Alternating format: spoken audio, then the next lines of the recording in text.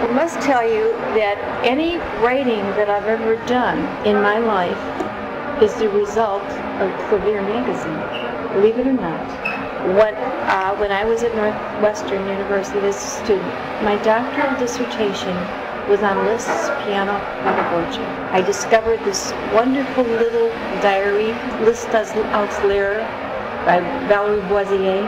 The mother recorded lessons of her daughter taking these lessons with Liszt when he was 17 years old. That diary. In Paris. Yes, right. And there were just a few copies, and I came across this. Well, one thing led to another. There were some technical studies. They were apparently lost but republished in South America. They were the Schubert edition. They were first published in, I think, 1886 or 88 or 88, the late 80s, after Liszt's death, and disappeared. So that whetted my appetite. Between the diary and the technical studies, I had material for a dissertation that I loved doing. I mean, I just researched and researched. And what happened, after I finished the doctorate, one of my professors said, you know, Elyse, you really have worked so hard.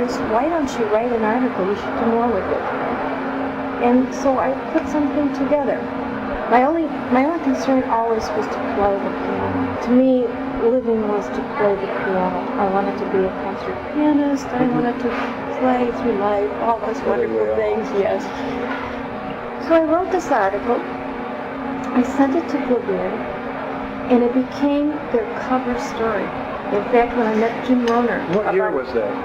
1967, April. Liszt is a young man, legs crossed on the cover.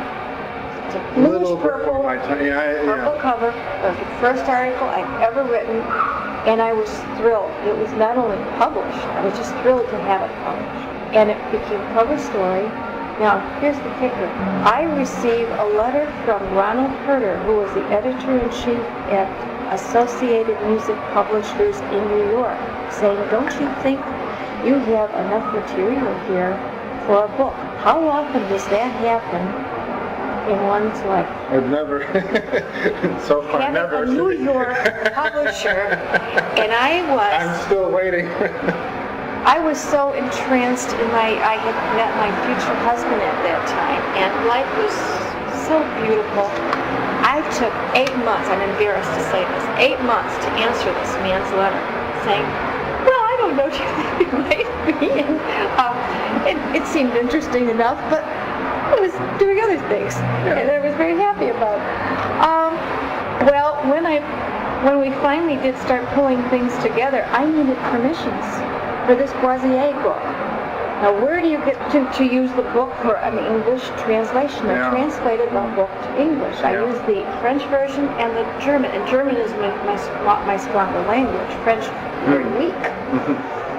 Put it together, translated, and it turns out that we could not use it without permission because the thing had been published in German in 1932 or 20-something, 24. I should be better on my dates for that. It was published much later by Liszt's great-granddaughter, Daniela von Bülow, published it in German. And version, and a French version, there were only 500 copies that were published to begin with. So, you had to get permission from the Boisier family, and where do I get permission? There's a terrible war. The publishing house was no longer in existence. So I had read in this, is it Guy Duportales? Pourtales? I've heard the name, yeah. Yes, he wrote a book on the galley slave of love, some funny, kinky book on Liszt. And I read somewhere that he had a great-granddaughter by the name of Blondine Olivier de Prevost, who lived in Paris. And I remembered that. I had put it on the side of my notes. Thank you. So I went and I was writing letters, calling embassies here, there, everywhere, and I'd almost given up. When I get this letter, in fact, I still have it, and I still have pictures of Blondine, wonderful ones that she sent me, which I don't know if I'm using. However, Yeah, They said, possibly. we have spoken to Blondine Olivier de Prevost, and she is living, and she lives at such and such. Here's her phone number, and she's thrilled and waiting to hear from me. Just like that, after almost giving up. Giving up that I couldn't find any permissions. I called her, we spoke by phone. She only spoke 5 languages. Okay? She's in France. She's in France. She's in her 70s. She's about maybe 74 at the time. She said, Lavoisier, I know Jacques very well. I'll call him up in Geneva. There should be no difficulty. In 1 week, I had everything, and I had the most beautiful letter from the Lavoisier family inviting, if I was ever in Europe, to come and visit them. They sent photographs when we needed them later on. Anything we had in that book. The technical studies, do you know this book? Esteban. Yeah. Esteban did some of them. Okay. No, this is, I should get you that copy It too. was Esteban. Anyway, Julio Esteban. Julio Esteban. All right. I did selected from all the volumes because some of them are just major scales that are regular scales. Who need Yeah. They need the unusual things, Yeah. the unusual fingerings. And then the Lavoisier diary translation, first English translation. And I had these wonderful Did you translate? photos. Did you Yes, do that? Yeah. I did that. So you did. That was for my dissertation, actually. But then the collection of pictures and the collection all came from the Lavoisier family. They were so happy to have this published. Mm-hmm. But you see, after 6 to 8 months of frustration, real frustration, it was like this in one day. Everything came about within within 3 days, everything was settled. And Ron Herder said, go ahead now. Boom, it was done. Then Blondine and I started corresponding. She wanted to have the Liste des Goûts correspondence published in English, a huge work that had only been published by her father in France. Okay? So I spoke with Ron Herder, and she came to the United States for the first time when she was 76 years old. What's her relationship, Blondine? Her grandfather, her father was Blondine's son, the youngest daughter who died. Yes. Oh, the son of Émile Olivier Yes. was her. Yeah. And Liszt's daughter had died a few weeks after his birth. Yes, but it wasn't from childbirth. Is I that- know. Alan Walker. Yes, Yeah. he knows all this. Yeah. All this. Well, Anyway. we struck up a wonderful relationship. She came here. We were at the Liszt Festival in Kentucky. She stayed at my apartment. I could hardly keep up with this woman. She wanted to walk 20 blocks. She was in fabulous shape and gracious, effervescent, and she had Liszt's nose, really, she did. You would have loved it. And we would sit over dinner, and she would tell me about how her grandfather would speak. He traveled with Liszt, and he lived with him for a while. And Liszt stayed at really third-rate hotels up when he was older. He didn't have money. He gave away most of it. Yeah, I've heard him. And he met, who did he meet? He met Wittgenstein with her cigars, and he had to wait, and he really did have to wait out in the outer hall so she could, because no fresh air could come in, and she'd have these busts of Liszt with these candles for every year. Yeah. This was for real. This was for real. I guess she was very ugly, but very bright. Yeah. And she was spiritual.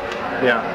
In fact, one of her books, you know, all these religious books that she wrote, Yeah, I know. Blondine told me, they buried them during the war in the ground, and they dug some of them up afterwards. I mean, all these things that came to light, and how Liszt loved to talk about art. He loved to talk about politics. Art and politics. He loved politics. And then Blondine told me how when she interviewed Hitler, strange man. The eyes, she said, were like glass. They weren't real. They weren't real. She interviewed Mussolini. She interviewed Chamberlain. She was a journalist? Or? She was a journalist. She was also a very fine pianist. She said everyone it's going to be very difficult. But I would like to know, was there anything in particular in this book, by Boisier? Boisier. Anything particular about his teaching that was distinctive, or his teaching was always integrated with the arts. He would read poetry. He would read different literary pieces to try to get the meaning of the work to light. He also wrote specific exercises that were geared to that particular student. In other words, everybody had lessons tailor-suited to their needs. There wasn't this exercise for everybody. If he saw the weakness, he would write a special exercise. Like Valerie had a number of them that were just written especially for her that appeared in this book. So that's what I would think. His personality changed a great deal from one lesson to another. Apparently he was quite moody, just with these different diary entries. One week he was a sweetheart, another week he would be too happy. And the mother would be cooking in the kitchen, and she'd be cooking, bringing in things. Liszt's mother, yes, and all of these little extra entries were in here, which really makes it fascinating. Sometimes Valerie might have 3 lessons a week also. It was not necessarily you will come for a half hour on Saturday every week. Sometimes the lessons went on for several hours. Sometimes the lessons were 3-4 times a week. I have all these diary entries. So it was according to the needs. It was also according to his schedule when he could teach. But he was teaching from morning to night. It's very true. Because she remarks in there as well, the mother of Valerie, that he was doing so much teaching, and he looked very gaunt at times. And then he'd sit down and play, and when he played, I guess it was just heavenly. So that's the extent of the diary. That was when he first started teaching it. And Blondine, is she living now? Or? No, she died a few years ago. She lived on the Kennedy Boulevard. She had an apartment or condominium overlooking the Seine, and her neighbor was Bridget Bardot at that time. Her was Bridget Bardot, and they had a summer home. They had a summer home in St. Tropez. All right, that's Tropez, yeah. Tropez. All right, then with That must have been a fascinating relationship. Yes. Yes. When I was expecting my first child, as a gift, I opened a letter from her. And as a gift, she sent me an unpublished letter that Liszt had written. I have that at home. You can see it if you like. Yeah. I have a name there. It's never been published. Alan has a copy of it, and he used a little excerpt in, I think, his first or second volume. It's a wonderful letter because it's sent to Blondine was married. And he wrote to his son-in-law that he hoped that he would be able to take care of his daughter in the fashion she should be taken care of, because that's the way she was raised. And then he complained about Marie Degoul before he ends the letter, saying, she really should take care of all these things, but she doesn't. And so I'm burdened with this. I have to do this. She should. But this letter was directed to make sure that he was going to be good to his daughter. And of course he became what? The prime minister to Napoleon III. He is Emile Olivier is a very important person in French history. Yes. And all the history books. So that's the long and short of the letter. And the Degoul Liszt correspondence, I think, is being published now through the Liszt Society, if it hasn't been already. They were not able to do the correspondence with Associated Music Publishers because it was too expensive. It's a huge, huge book. However, Ed Waters once told me that the original correspondence in the Paris library is a little bit different than the published correspondence in French. Namely, List looks better, and the Princess Marie, not the princess, but the Countess Marie Bagou doesn't come off quite so well with the first publication. No. In other words, it's been censored to some extent. She was pretty vitriolic in her. Yes, she was. And Alan Walker thinks had some symptoms, symptoms of mental illness at least. It was difficult. It was difficult. So the relationship there is when we were in New York, Madame de Prévost wanted to go into Harlem. That was right after some of these bad scenes there. She wanted to go, but we talked her out of it. The hotel people talked her out of it. But we did go. A taxi cab. Yes, she wanted to drive through there. She wanted to see me.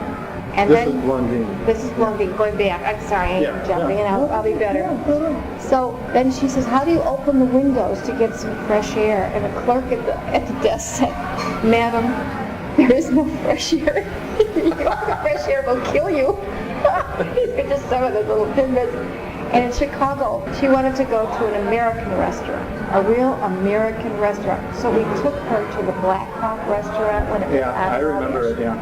Well, unfortunately, it was a convention night, and the place was packed on a Sunday evening. I will never forget this. And there we sat with a new waitress doing the spinning bowl salad. It went completely out of control. And when they brought the meat, she thought the big piece of prime rib was for the three of us, and it was just hers. She could not get over this. I don't think she quite ever did get over this restaurant. We had good It's a wonderful story. Anyway, the association with Blondine lasted until she died. There was a report that she had died, and it was published somewhere that I read, and I sent regrets. I sent sympathies to the family, and I get this telegram. She used to always send me Western Union telegrams. I could show them to you. I have a whole bunch of them.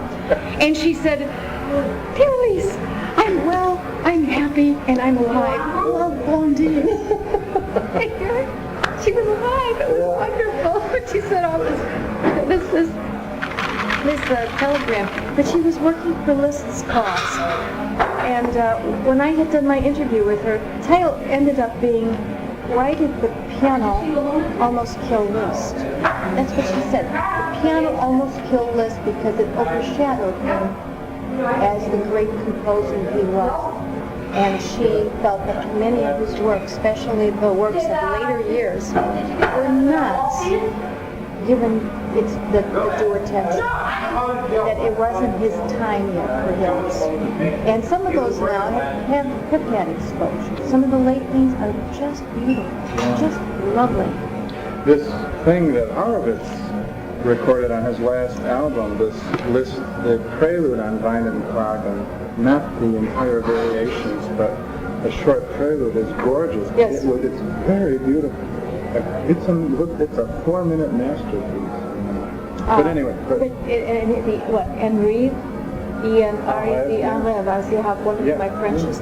Andre West plays that. Yes, and he also played this little tiny one, a very short one about the carousel it's called. And it's 3 pages. It's very simple, very, very simple. I'll show it to you.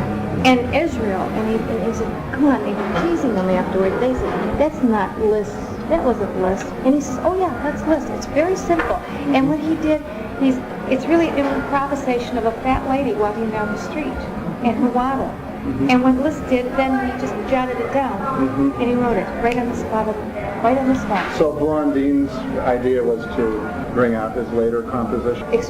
More exposure to Liszt's later works that she thought had been neglected, for the correspondence to be published in English. There were also the children letters of the children to Liszt that she thought should be published. There's a good many letters that still have not been published. So she was rallying around that. That was her cause. That was her reason for coming here and then attending the Liszt Festival, which was in Louisville, Kentucky, that particular year. She was a guest there. Wow. Fabulous lady with the energies that Liszt must have had. Now, the kicker there also is that she came over to this country when she was 76 years old. Liszt was offered a tour when he was, early 70s, which he turned down. He said he was too old. But here and Blondine spoke about it. She said, and here I am, and I'm coming to America. This wonderful lady with this gracious Parisian man. She has been a fashion brilliant. Do you find anything about her training musically? She studied with Alfred Cortot. She was a fantastic pianist. To do the transcendental etudes, Liszt's, anybody who plays that, also sonata, the Liszt sonata, D minor, you cannot be a beginner. She was far from being a novice. But she said everyone played. We were supposed to. All Liszt's children were excellent pianists, and Daniel was brilliant. He won some kind of special medal in mathematics. Yes. He was a very young man. I think it's in Walker's piano. Absolutely. Yeah. So she said he probably would have been, if he had lived longer, he probably would have had a great career in something, because he was such a brilliant child. And then she did journalism. She became a writer?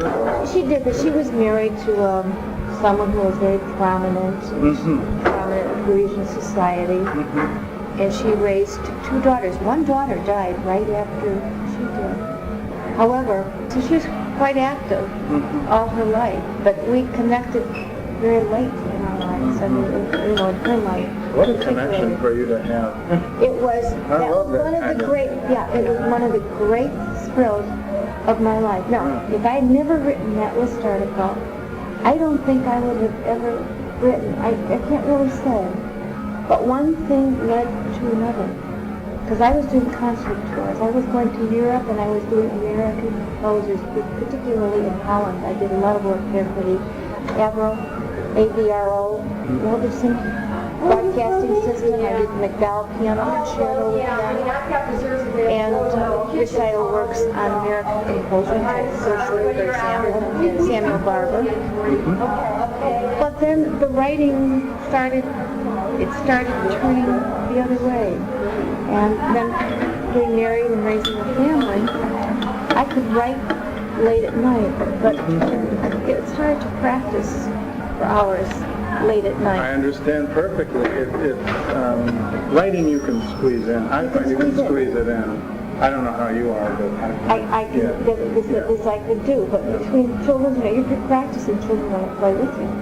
It doesn't work out too, ensemble work doesn't really do too well. So that really started a road to a brand new road, a brand new life, which I love. Did the Liszt working on this dissertation about his teaching, did that affect the way you taught or teach now? Did that? I'll answer it two ways. I think the balance that he tried to show in giving his lessons, he just didn't talk music. I think the life of a man, more than how, exactly what he did in the lesson. Maybe like the class lessons, I've devised and organized the class piano program at Northeastern.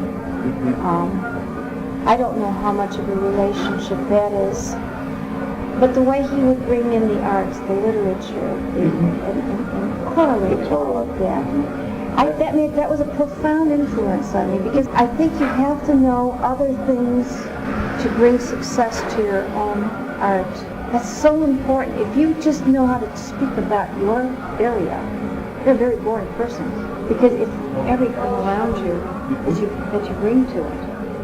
To know something about literature, the arts, what was going on at the time. It brings something to your whole way of life and your whole way of teaching too, and understanding. And Liszt was very, very much a man of his time, and it sounds like this is... Yes. And part of the teaching process, also, it's not written about that much, I don't think, is that personality of the teacher in getting the student won over. There's a winning over of the student. it's not only what you say, accent this note, or your phrasing is this, but it's the connection that you make with that student that's so important. And I think Liszt was profound in that way, and his following, students who followed him. There was something in the persona, the energies of this man, and his dedication to his students as a human being. And I think that's so important, because students either open their minds to you or they'll close them. You can be a wonderful teacher, but if you don't have personality, because teaching is really a performing art, you're up there or you're there with these wonderful minds. You've got to get the key to unlock them. And I think it's the way you are able to get into that media to project. It is your personality. It's through the way you are. I don't mean it's an opening of oneself to the point that the other person opens up to you, and then there's a real communication. Without naming names, can you think of examples of students where anecdotes about how they make this connection, or a student that was difficult to connect with? I've had numerous students. I've had a student, for instance, in a lesson, they can become very nervous. I use humor a lot. I'll say, my gosh, that's wonderful creative fingering. And what happens is these students just break up and says, you're doing a scale run again. Oh, that's horrible fingering. I use words like that. Oh, that's really creative fingering. And they can take that and they work with it and they watch and play. That's one example. My son came home with a wonderful story yesterday about the same thing. Yes, he was in a choral group, and he said, oh, this teacher, she said, we love her. I said, why? She said, because she has such a connection. I said, how? She said, well, here she's like 9 months pregnant. She's standing in front of him. She says, the line is wonderful. Your sound is great, but your rhythm sucks. And he said they could relate to that, and they loved her for it because she blasted them in the nicest way. Can I use stinks when I Yes. Yeah, I don't trip one or the other, but you know what? Students can, everything sucks today. It's a commonplace thing.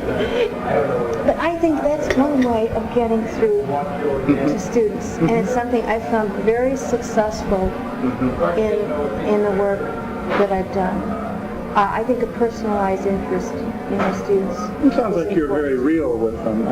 The real life, yes. Yourself, and Oh, absolutely. And I think that I wish I could think of a particular story on that front. But I have used humor in many situations, and it's always worked. Or in lecture classes that I do in music, I have them do a musical autobiography. And they have to go search their musical roots right from the beginning.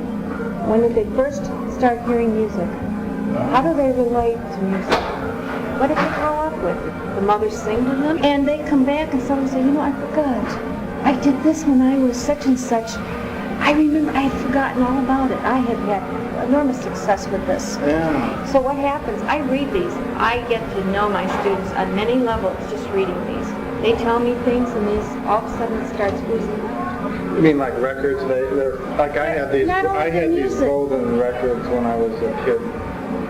Yeah, I get stories of mothers and fathers, their background, if somebody in the family was going to be a musician. One student told me how his drug addiction and listening to music. I get a feel for my students as human beings. And then in classes, that helps a lot. What classes are these? I teach piano literature? Not all. I do the musical experience class. It's a huge lecture, and I get people from all walks of life and all ages, especially at Northeastern. We're a very diverse university, and I get students that are 18. I get students as old as 80, believe it or not. And I have them do this the first week of class. This autobiography? Right, and they turn that in, and I go through those, and I learn a lot about them. Okay. And then I can relate with this. I know where they're coming from. So that's something that I've done. I've found highly successful. Would you do it with a private piano? Yeah, I would do that too. I would do that with a private student, and usually the first day of class, I go around the class like a class piano or private piano. I will query them as to what their background is to give me some information about themselves. And I find that. Does that answer your questions on? You do a lot of class teaching? I do a lot. I organized that class piano program years ago when we started it, and I brought in so many materials from this source and that source to use in the classes that finally I said, why am I dragging all of these things in? And I would start making up some things for the class techniques. I'd try them. If they worked, I used them again. If they didn't work, I didn't use them again. That's how you... Then I said, why don't I put a book together myself for my students? And really, this has been written for the students. You're on tape now. Okay. You're on the air. Okay. Class and sex appeal have a thrill to fit your bill. It's not the age, just a page from a beautiful lady sage. Smile and beguile, it will fit your style. You have that while.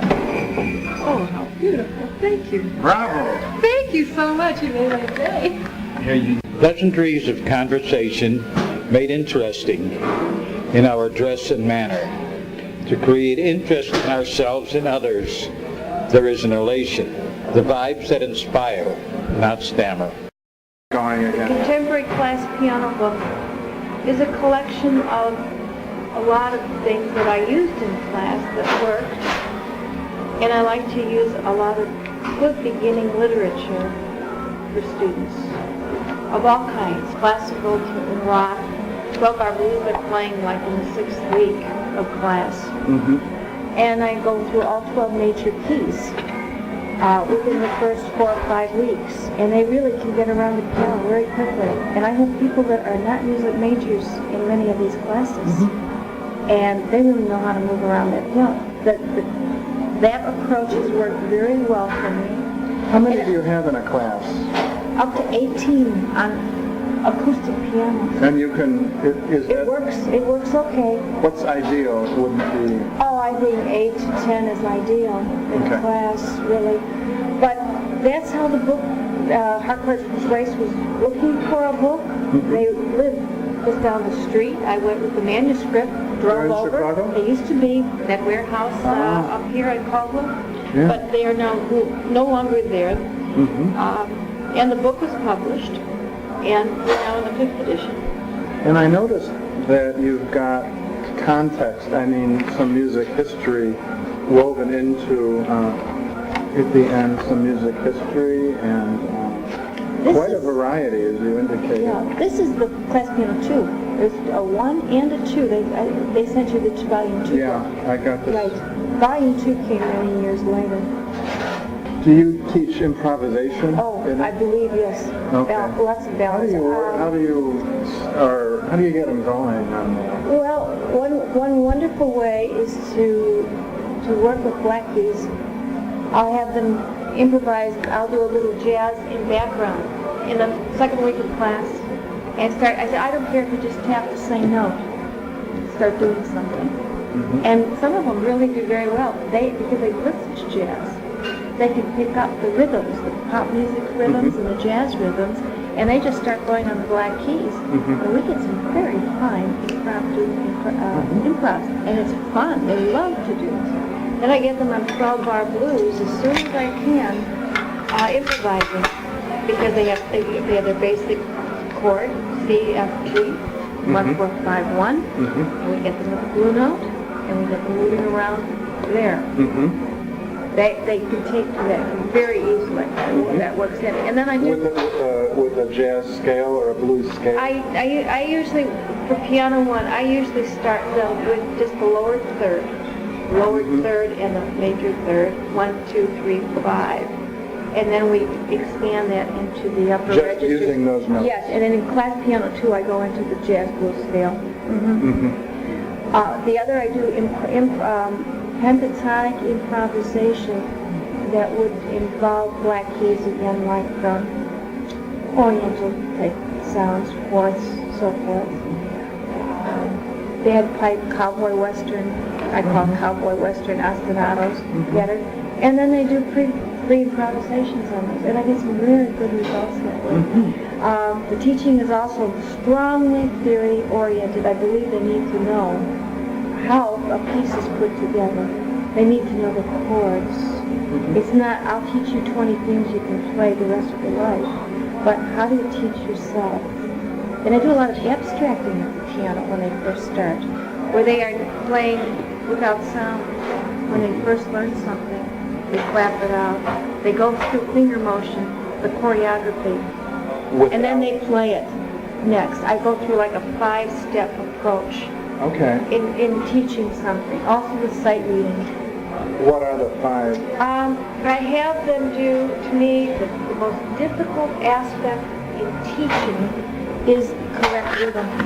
I find most students have difficulty with rhythm. Yes, sometimes coordination, but rhythm is very big. So I want them to feel what this rhythm is, and clap it, and tap it with both the 2 hand parts, whatever that's going to be. Then we do a... Without worrying about the melody or harmony or the... Yes. First step. Clapping. Okay. And feeling that rhythm. Because once everyone wants to concentrate on melody so much, it's what happens. The rhythm goes by the wayside. And they count the way they play. It's like the blind leading the blind. So then, next I have them, like we do note reading as well. I have them go through the note reading clapping. They read the notes, they clap, and they go to the keyboard, and I call it abstracting. They call out the letter name as they go through the motions of playing. They're not distracted by melody. Melody can distract at times. So they play and play the note, say the name. They don't actually play. They go through here they feel the rhythm in the fingers. Are they at the keyboard? They're at the keyboard. Yeah, they're at the keyboard, and they're calling out the letter names. Okay, as they go through the melody. This is for like the very beginning. Then sometimes I even have them abstracted call out finger numbers, so they get a real pattern. And they're pushing the key down. Yeah, they're actually just touching the key. Okay. So this is what I call May not make a sound. Does not make a sound. Does not make a and sound. Then the last step is play it and keep playing. Don't stop. You know, I always tell them fake it. There's 4 quarter notes there. You play 4 quarter notes. It may be a new melody. Here's where the humor comes in. This is just melody at this? Melody, right, as we do melody. And then there's alternating hands that when we get to treble and bass clef that we do. Okay. And they have to make the switch. The switch. And this is 1 line at this point still. Maybe 8 measure examples, short, very short pieces. I also get them playing with both hands together the first week. Okay. I've written some things, new things in the 5th edition, and we use some of the standards like Ode to Joy. But they're playing the second class session that we have. They are playing with both hands because we jump in the pool not with one leg. We jump in with the whole body.